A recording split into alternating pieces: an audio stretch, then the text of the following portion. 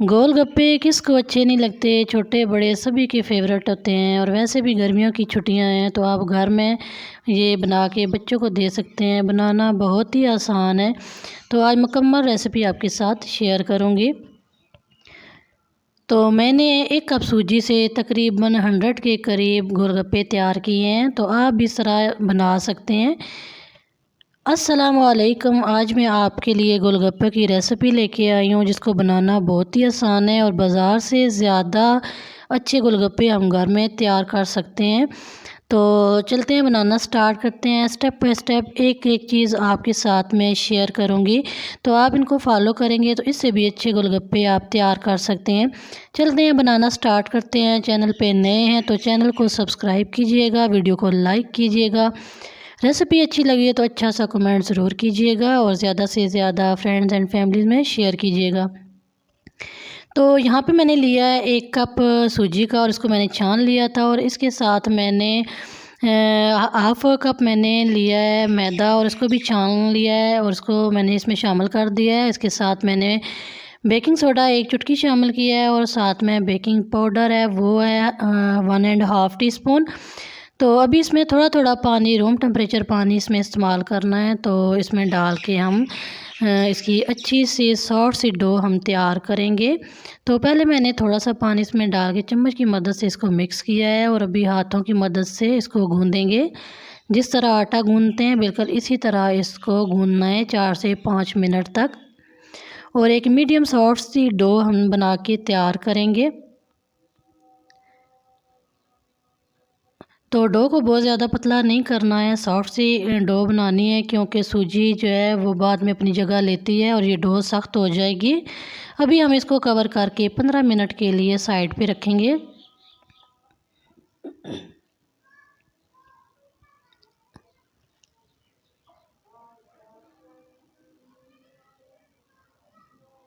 तो 15 मिनट के बाद आप ये देख सकते हैं डो जो है वो मुकम्मल राइज़ हो चुकी है। तो ये अभी भी थोड़ी थोड़ी सॉफ्ट है, बस इतनी सी ही हमें चाहिए।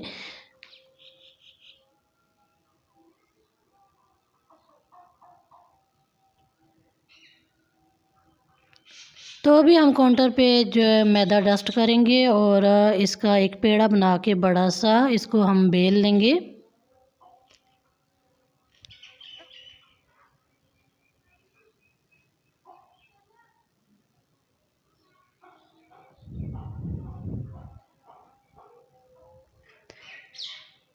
तो बेलन की मदद से हम इसको अच्छे से बेलेंगे, जितना पतला बेल सकते हैं आप इसको बेलें।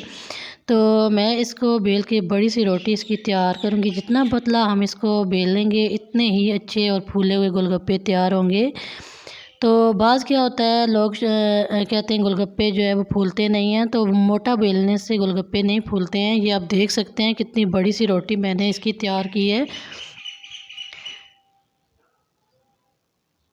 तो अभी मैंने एक ढक्कन ले लिया है। अगर आपके पास कटर है तो आप उससे भी कर सकते हैं।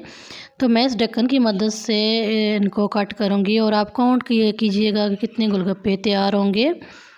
तो तकरीबन 100 के करीब मैंने 1 कप सूजी से गोलगप्पे तैयार किए हैं।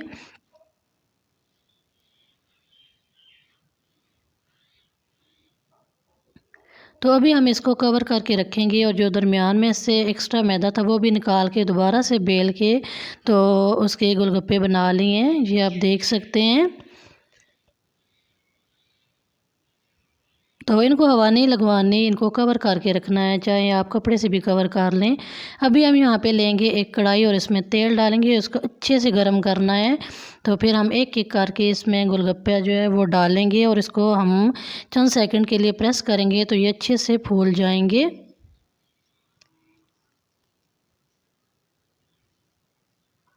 तो बस एक एक करके हम गोलगप्पा इसमें डालते जाएंगे, इसको प्रेस करेंगे और ये फूलते जाएंगे। और इसकी साइड एक बार चेंज करके इसको हम निकाल लेंगे और बिल्कुल बाज़ार जैसे ये गोलगप्पे तैयार हुए हैं। ये आप देख सकते हैं 1 कप मैदे से कितने ज़्यादा गोलगप्पे तैयार हुए हैं। आप पूरी फैमिली में ये सर्व कर सकते हैं।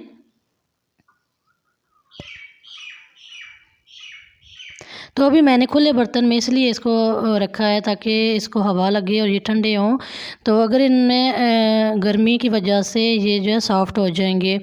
तो अभी यहाँ पे चलते हैं नेक्स्ट स्टेप की तरफ। मैंने लिया है एक कढ़ाई और इसमें मैंने 2 गुड़ के पीस डाले हैं और इसमें मैंने खट्टी इमली शामिल की है और साथ में आलू बुखारा शामिल किया है। अभी यहाँ पे मैं 2 कप पानी डाल रही हूँ और साथ में जो जिंजर पाउडर है वो डाल दिया है और इसमें रेड चिली पाउडर डाला है, चिली फ्लेक्स डाली है, थोड़ा सा नमक डाला है अकॉर्डिंग टू टेस्ट और साथ में गरम मसाला जो है उसका पेस्ट मैंने इसमें शामिल किया है और इसको हम अच्छी तरह से मिक्स करेंगे।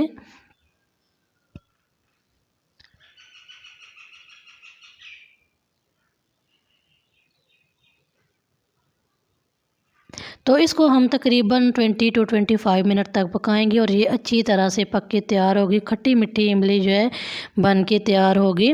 तो अभी हम इसको ढक के रखेंगे तकरीबन 20 to 25 मिनट के बाद हम चेक करेंगे। तो ये आप देख सकते हैं, अब थोड़ा सा हम इसको पकाएंगे और ये मुकम्मल पक के तैयार हो जाएगी। तो खट्टी मीठी इमली बना के आप इसको स्टोर भी कर सकते हैं। कोशिश कीजिएगा कि इसमें गीली चम्मच ना इस्तेमाल करें, इससे जल्दी ये ख़राब हो जाती है। तो फ्लेम को ऑफ़ कर दिया है और खट्टी मीठी इमली तैयार हो गई है। इसमें से गुठलियाँ मैं निकाल दूँगी। तो इसको आप वैसे भी चाट में इस्तेमाल कर सकते हैं और दही बल्ले बना रहे हैं तो उसमें भी इस्तेमाल कर सकते हैं।